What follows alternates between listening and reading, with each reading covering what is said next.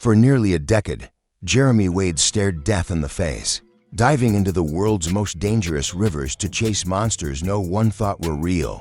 From the fang killers of the Congo River to the parasitic horrors of the Amazon, every episode felt like a fight for survival. And then suddenly it was gone. No finale, no warning, just silence. Fans of river monsters were left shocked. Why would a show at its absolute peak disappear overnight? Was it danger, a scandal, or a truth?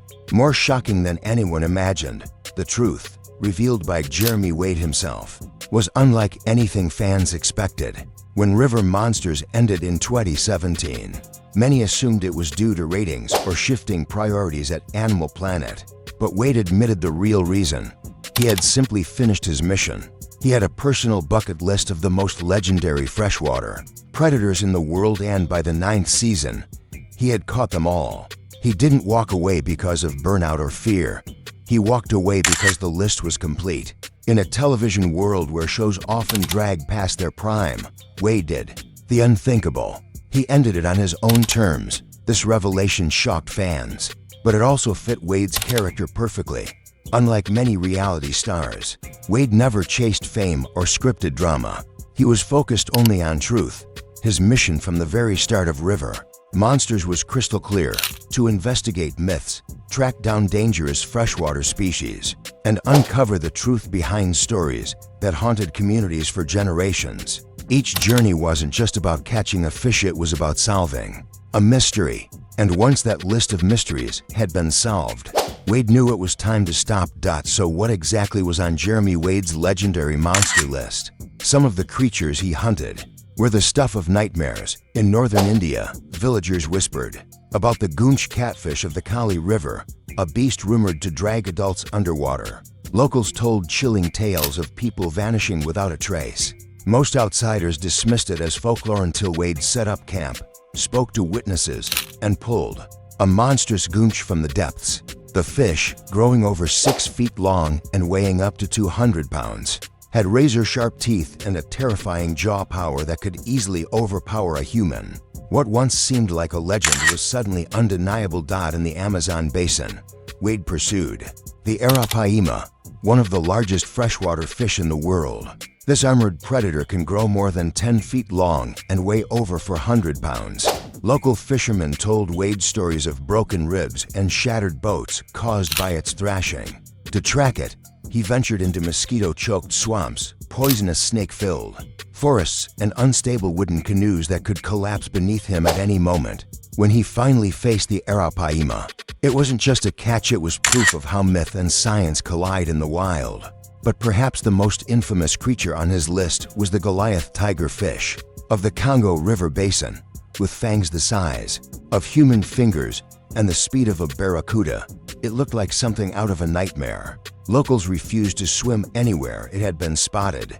Getting to it meant braving crocodile-infested shallows and even entering areas controlled by rebel forces. When Wade finally lifted one into the camera frame, its sheer power and terrifying appearance spoke for itself. It was the kind of moment that made viewers realize just how dangerous his work really was. Wade's hunts weren't always about giants. Some of his most disturbing targets were tiny killers. The candiru, a parasitic fish from the Amazon, was rumored to swim into human orifices and lodge itself inside with backward-pointing spines. Many dismissed it as an urban legend, but Wade took it seriously. He visited jungle clinics, interviewed surgeons who had removed them, and even met victims who claimed to have lived the horror. His expression during those interviews said more than words ever could. The legend was real. Other hunts included the giant freshwater stingray.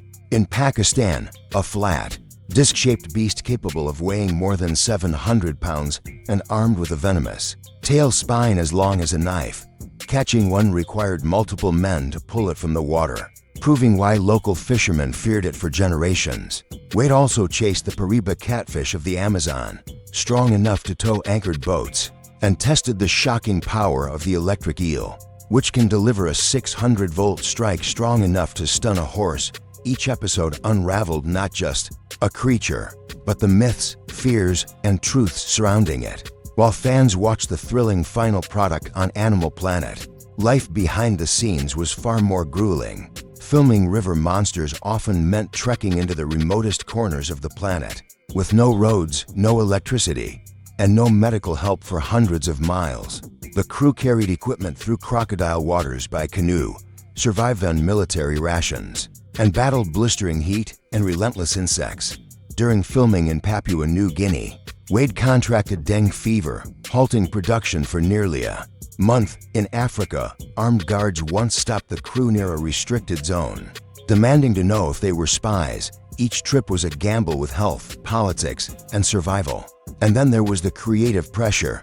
By season 7, Wade's bucket list was nearly complete. Finding new freshwater monsters that hadn't already been documented became almost impossible. Some networks would have asked him to exaggerate or even fake drama. But Wade refused. "We were always about truth," he explained. "If we started making things up, it would have betrayed everything the show stood for." It was this honesty that made the series stand apart, and it was also why Wade chose to end it with dignity. When River Monsters officially ended, fan reaction was unlike anything television had seen before. Instead of outrage, the internet exploded with admiration.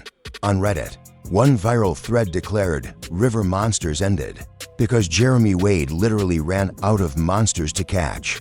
Thousands of comments poured in, not criticizing, but praising Wade. One user wrote, "This man completed the real-life Pokémon quest, respect." Another said simply, "That's the most badass ending a show has ever had." On Facebook and Twitter, tribute posts spread like wildfire. Fans from Brazil, Australia, and the UK shared their favorite moments. Some admitted the show sparked their love of biology or conservation. Others said they tuned in for the thrills but stayed for Wade's calm intelligence. Internet memes even turned him into a modern myth. One popular joke read, "Jeremy Wade caught a fish so rare even Google asked him for answers." Unlike most shows that limp to an end, River Monsters ended in victory. Wade had accomplished his mission. He had caught them all, but the end of one journey was the beginning of another. Jeremy Wade wasn't ready to retire. In 2019, he launched Jeremy Wade's Dark Waters, a series that carried the DNA of River Monsters but applied it to new mysteries. Instead of legendary beasts, Wade investigated eerie aquatic phenomena, unexplained die-offs of fish in Florida's Indian River lagoon, vanishing species, even ghostly legends of sunken Soviet submarines in the Arctic. The tone was darker, the scope wider, but the curiosity was the same. In 2020, Wade returned with Mysteries of the Deep, broadening his exploration even further. This time, he investigated missing ships, bizarre sonar readings, ancient ruins buried under the ocean, and sea mysteries that blurred the line between science and legend. His calm narration and investigative style carried over, proving that even without monsters, Wade's storytelling was still magnetic. Through all of these new ventures, one thing became clear: Wade's mission had shifted. He was no longer just catching monsters, he was fighting to protect them. By showing the world that so-called monsters were simply misunderstood survivors, he became a powerful voice for conservation. Many species featured on River Monsters later benefited from research or conservation campaigns. Inspired by the show, his legacy grew beyond television. He wasn't just an adventurer anymore, he was a global advocate for nature. Few wildlife programs have left the impact that River Monsters did. It redefined what a nature show could be. It wasn't just about stunning visuals or dry science, it was storytelling, mystery, and education woven into a thrilling format. Jeremy Wade turned biology into a suspense novel. He taught audiences that fearsome creatures weren't villains, but essential parts of fragile ecosystems. His interviews with local villagers gave a voice to communities often ignored by science, bridging the gap between folklore and fact.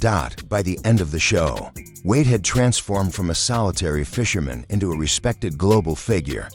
His story reminds us that curiosity doesn't end when the list runs out, it evolves. Not every legend is meant to be solved, and not every monster is what it seems. Jeremy Wade proved that the real adventure is in the pursuit of truth. Maybe he didn't run out of monsters, he just helped us see them differently. And as long as rivers flow, the mystery continues. Thanks for watching until the next adventure.